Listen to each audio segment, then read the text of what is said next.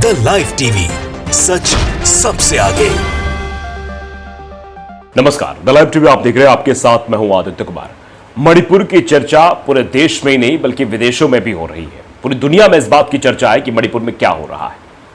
और अब एक और खुलासा सोशल मीडिया के माध्यम से हुआ है। दरअसल कहा जा रहा है कि जिन महिलाओं को, मतलब जो कुकी समुदाय की महिलाएं थी, जिनको नग्न अवस्था में घुमाया गया, उसके बाद उनको खेतों में ले जाया गया, उनकी हत्या कर दी गई। ये बात जब सामने आई तो उसके बाद अब ये कहा जा रहा है कि आरोपी किस संगठन से जुड़े हैं। सोशल मीडिया के हवाले से हमें यह जानकारी मिली। एक शख्स ने ट्वीट किया है कि ये जो दो लोग गिरफ्तार हुए हैं, इनमें दो लोग जो है वो आरएसएस से जुड़े हुए लोग हैं। इसको लेकर हंगामा मच गया है कि क्या आरएसएस से जुड़े हुए लोग इस तरीके काम कर सकते हैं। अब देखिए, ट्वीट भी वायरल हो रहे हैं। ट्वीट मैं आपको दिखाता हूं। देखिए, ये जो ट्वीट किया गया है ये मोहम्मद तनवीर की तरफ से ट्वीट किया गया है। मणिपुर लिखा उन्होंने, मणिपुर महिलाओं को निर्वस्त्र कर सड़क पर घुमाने वाले व गैंगरेप के बाद हत्या करने वाले आरोपी आरएसएस से जुड़ा हुआ है। यह सवाल खड़ा किया है कि भैया ये जो आरोपी है, और तस्वीर भी देखिए दिखाई जा रही है कि ये मेन कल्प्रिट इन मणिपुर इंसिडेंट अरेस्टेड, मतलब जो मेन आरोपी था वो अरेस्ट हो गया है, रिपोर्ट के आधार पर बताया गया है। देखिए तस्वीर उसकी साझा की गई है। उसके बगल में एक तस्वीर दिखाई जा रही है जिसमें दो लोग खड़े हैं, जिसमें से वो आरोपी की तस्वीर मैच कराई जा रही है। बताया जा रहा है कि यह भी आरोपी है और कहा जा रहा है कि जैसे बिल्किस बानो का गैंगरेप करने वाले संस्कारी घोषित हो गए। मतलब बिल्किस बानो, आप याद होगा बिल्किस बानो के बारे में, हाईकोर्ट का फैसला आया था, उसके बाद जो है इन लोगों को बरी कर दिया गया था, बाइज्जत बरी कर दिया। इसके बाद जाके कुछ लोगों ने उनको माला पहनाई थी, मिठाई बांटी थी, मिठाई खिलाई थी, जैसे कोई जंग जीत कर आ रहे हों, जबकि वो बलात्कार के दोषी थे, उनको रिहा कर दिया गया था कोर्ट की तरफ से। तो उसको लेकर ये कहा जा रहा है कि जब बिल्किस बानो का गैंगरेप करने वाले संस्कारी घोषित हो सकते हैं, बीजेपी के एक विधायक ने उनको संस्कारी बताया था, ठीक उसी तरह ये लोग भी संस्कारी घोषित हो जाएंगे और जेल से छूटने के बाद फूल माला व मुंह मीठा कराकर स्वागत भी किया जाएगा। ये टिप्पणी क्यों हो रही है देश में? दरअसल ये सोशल मीडिया के हवाले से खबर सामने आई है कि ये जो लोग हैं वो आरएसएस से जुड़े हुए लोग हैं।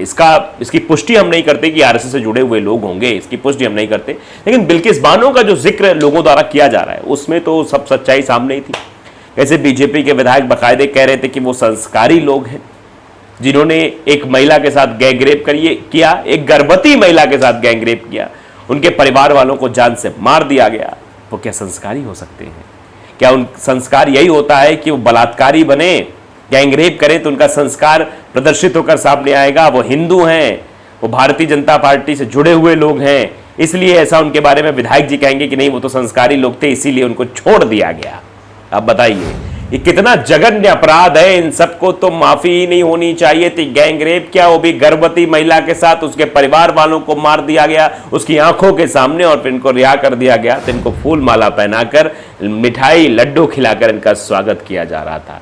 ऐसे लोगों को तो जूते मार के समाज से बाहर निकाल देना चाहिए जो लोग इस तरीके काम करते हैं। सभ्य समाज में इनकी कोई जगह नहीं है। लेकिन उसके बाद एक विधायक का, एक चुने हुए जनप्रतिनिधि का आकर कहना कि ये संस्कारी लोग हैं इसलिए ये आए हैं, इसलिए ये पूजा करनी चाहिए, इनकी आरती उतारी जानी चाहिए। ऐसे कुसंस्कारी बातें कौन कर सकता है? ये भारतीय जनता पार्टी के लोग ही कर सकते हैं और तो कोई नहीं कर सकता। इस तरह से एक विधायक भारतीय जनता पार्टी का इस तरह के संस्कारी बता रहा था। अब यहाँ भी ये बात सामने निकल कर आई है। फिलहाल ये कितनी सच है कितनी झूठ ये अलग की बात है, लेकिन फिलहाल जो चर्चाएं हो रही हैं कि भारतीय जनता पार्टी के लोग, आरएसएस से ताल्लुकात रखने वाले लोग क्या क्या करते हैं। किसी के ऊपर पेशाब कर देते हैं, किसी को मार देते। कई सारे भारतीय जनता पार्टी के नेताओं की काली करतूतें सबके सामने आई हैं। वो भारतीय जनता पार्टी के एक पार्षद जो अपने किसी कार्यकर्ता से उसकी पत्नी को उसके साथ सोने तक की बात कर रहा था, छत्तीसगढ़ का ये वीडियो था, हमने आपको दिखाया था, ये खबर भी हमने आपको दिखाई थी।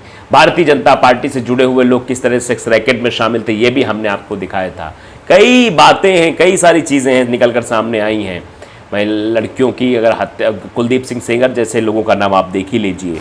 अब इस पर राहत साहिर लिखते हैं, क्या लिखना है ज़रा देख लीजिए आप।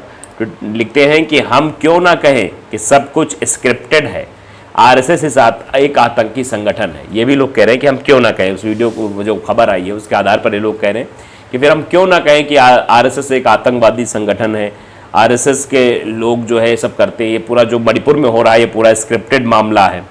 जानिब लिखते हैं कि समाज ही बलात्कारी है इनका, समाज ही जो समाज चुप्पी पे आप सादे बैठा वो वही बलात्कारी, ये कह रहे हैं। बलात्कारी मानसिकता ना हो तो कोई बलात्कारियों को फूल माला क्यों पहनाए? ये भी साफ है। मतलब ये उस बीजेपी विधायक को लेकर इस खबर को कोट करते हुए कहा जा रहा है कि भैया इनकी मानसिकता ही गंदी। जब बलात्कारियों को फूल माला पहनाया जाएगा, बलात्कारियों को संस्कारी बताया जाएगा, तो बलात्कारियों का तो मनोबल बढ़ेगा ना। उन्हें लगेगा कि भारत में बलात्कार करने की सज़ा नहीं, सज़ा के बाद इज्जत दी जाती है।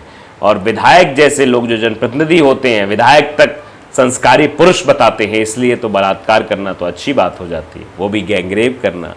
इस मन में विचारधारा तो उत्पन्न ही हो जाएगी।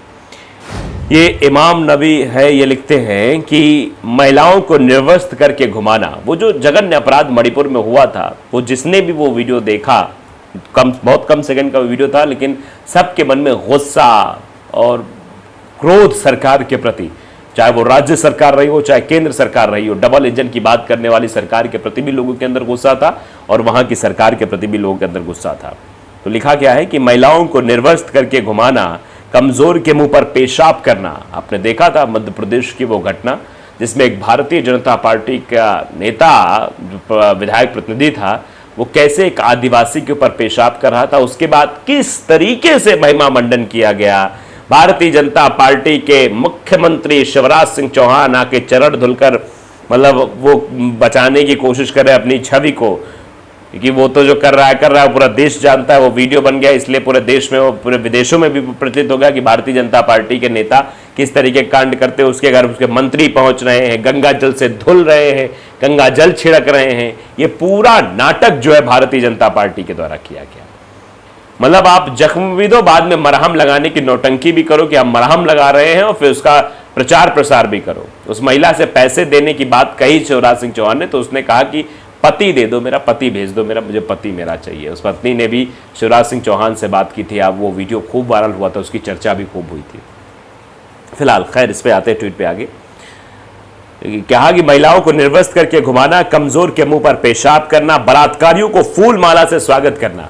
ये बात गुजरात की हो रही है। बिल्किस बानो के बलात्कारियों के किस तरीके से स्वागत सत्कार उनका किया गया, तो उसी बारे में चर्चा हो रही है। ये सब जघन्य अपराध देखकर जो लोग चुप हैं, खासकर मंत्री, नेता, सेलिब्रिटी, उनके जमीर मर चुके हैं। लानत है, ये लानत भेजी जा रही है उन मंत्रियों को, मुख्यमंत्रियों को, प्रधानमंत्री जी को भी। प्रधानमंत्री जी देखिए कि बलात्कारियों की पूजा हो रही है, आदिवासियों पर पेशाब किया जा रहा है जो शोषित हैं बेचारे, और महिलाओं को निर्वस्त्र घुमाया जा रहा है। ये देश की तस्वीर तो नहीं हो सकती। अगर ये तस्वीर आप देख रहे हैं तो फिर आपको भी इस पर जो है मतलब देखना चाहिए, समझना चाहिए कि ये गलत है, ऐसा नहीं होना चाहिए। तो अंदाज़ा आप लगा सकते हैं किस तरीके से ये फोटो सामने आने के बाद ये वायरल हो रहा है। द लाइव टीवी इस बात की पुष्टि नहीं करता है कि यह सच है या झूठ है, लेकिन इस दावे के साथ सोशल मीडिया पर इस वीडियो को पोस्ट किया जा रहा है। और वीडियो के पोस्ट होने के बाद लोग बिल्किस बानो का भी जिक्र कर रहे हैं, आदिवासी पर पेशाब करने वाले व्यक्ति का भी जिक्र कर रहे हैं, कि भारतीय जनता पार्टी की सोच पर भी सवाल खड़े कर रहे हैं, आरएसएस की सोच पर भी सवाल खड़े कर रहे हैं। तो मैं एक बार फिर से कहना चाहता हूं कि ये फोटो और आरएसएस से क्या संबंध है उन आरोपियों का, इसके बारे में द लाइव टीवी पुष्टि नहीं करता, मैं भी कोई पुष्टि नहीं करता हूं। लेकिन हाँ, अब इस दावे के साथ सोशल मीडिया के हवाले से खबर है, इसलिए हमने आपको ये बताई है। तो द लाइव टीवी को अगर आपने सब्सक्राइब नहीं किया जरूर करिए, बेल आइकन दबाइए ताकि सच खबर आप तक पहुंचती रहे। नमस्कार। द लाइव टीवी, सच सबसे आगे।